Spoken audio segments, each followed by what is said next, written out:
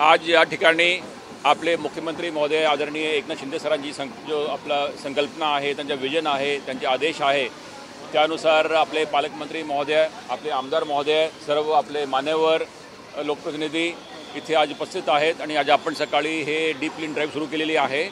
आणि मी आवर्जून सांगू इच्छितो की आपण आता याला एक व्यापक रूप दिलेला आहे। हे आपले 25 वॉर्ड आहे, प्रत्येक वॉर्डामध्ये आपण एक जो आपला माननीय नगरसेवक मतदारसंघ आहे ते आपण निवडतो।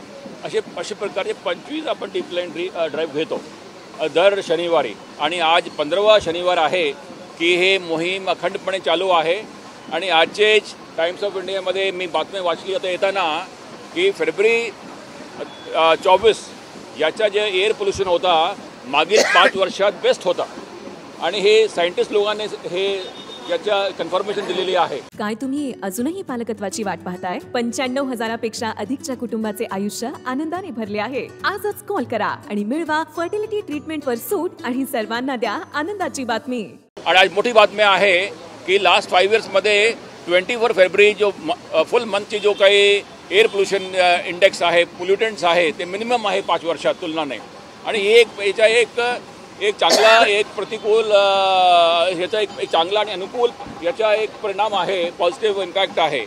आणि अशा करून आम्ही 25 आम्ही मतदारसंघ निवडतो नगरसेवकांचे। टोटल आपल्याकडे 227 आहेत।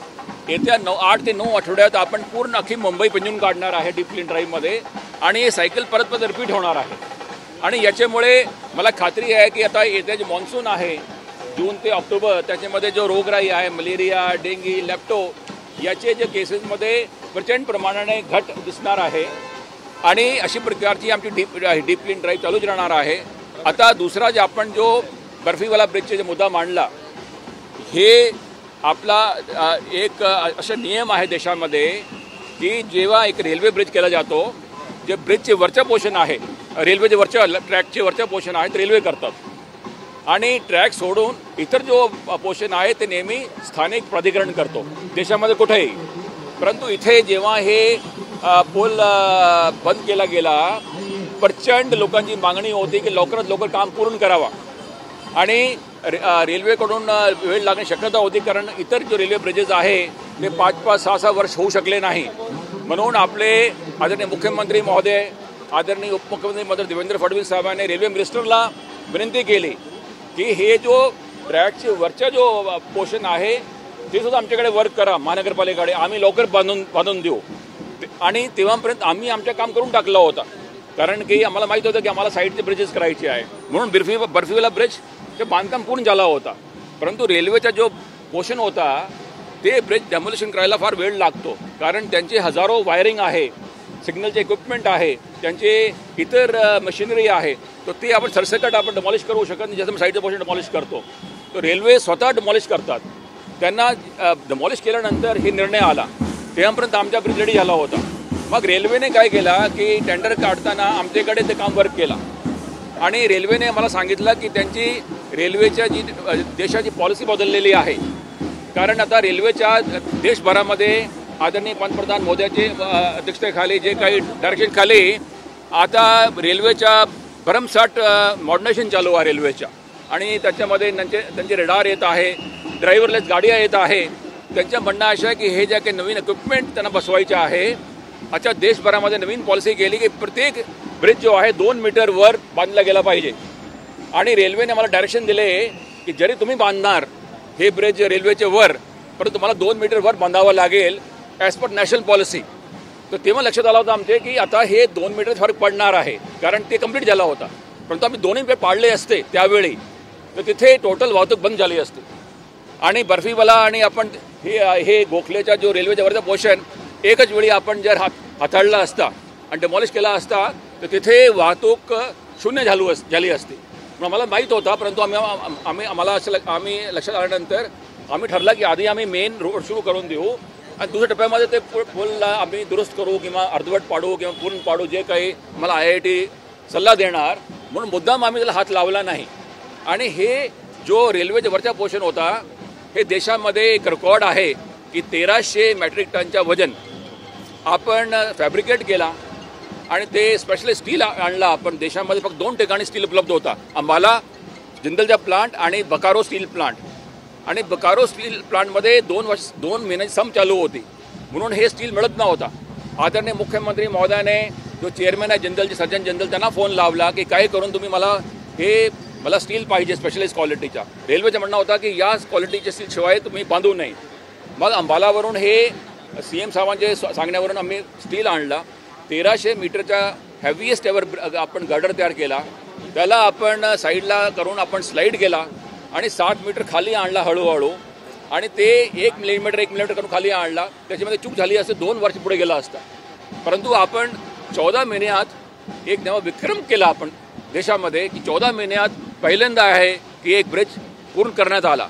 परंतु आता जो लोक म्हणतात की बर्फीवाला आणि याच्यामध्ये नॅशनल ब्लंडर आहे, हे आमच्या लक्षात आला होता त्यावेळी. आणि हे रेल्वेची जी पॉलिसी बदलली गेली 2 मीटर हाईट वर करावी आता यापुढे प्रत्येक रेल्वे ब्रिजामध्ये देशभरामध्ये, त्याच्यामुळे हे गॅप आलेला आहे. हे काही इंजिनिअरिंग फॉल्ट नाही.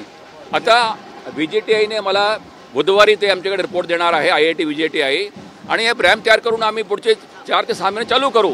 याच्यामध्ये कारण नसताना हे दुसरा काही जे काही दुष्प्रचार आहे हे आपण सर्वांना माझी विनंती आहे की आपला जे माध्यम आहे, इलेक्ट्रॉनिक चॅनल, त्यानंतर प्रिंट मीडिया, त्यांनी हे जो वस्तुस्थिती आहे, जे काही फॅक्च्युअल बॅकग्राऊंड आहे ते लोकांपर्यंत, आपल्या मान्यवर नागरिकांपर्यंत पोहोचला पाहिजे.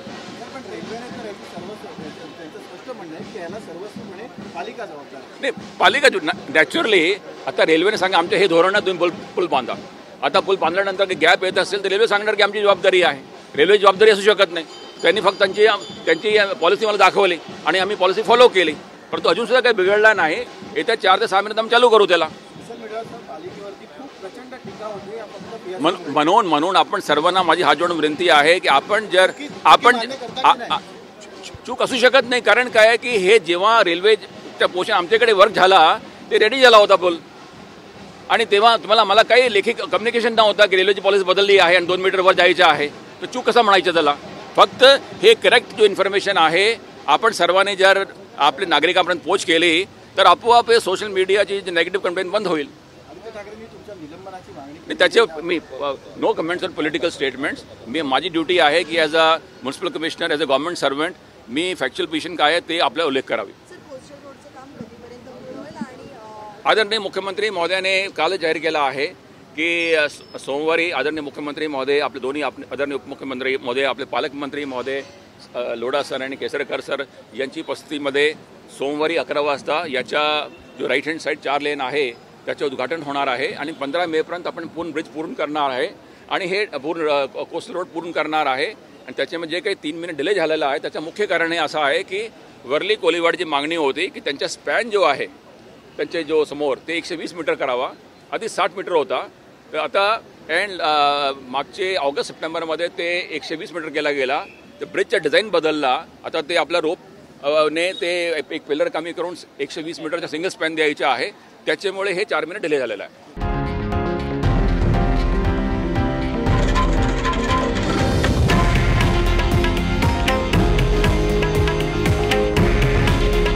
हे आहे देशातील नंबर 1 न्यूज नेटवर्क आणि आपण पाहत आहात TV9 मराठी. काळजी तुमची, हित महाराष्ट्राचं.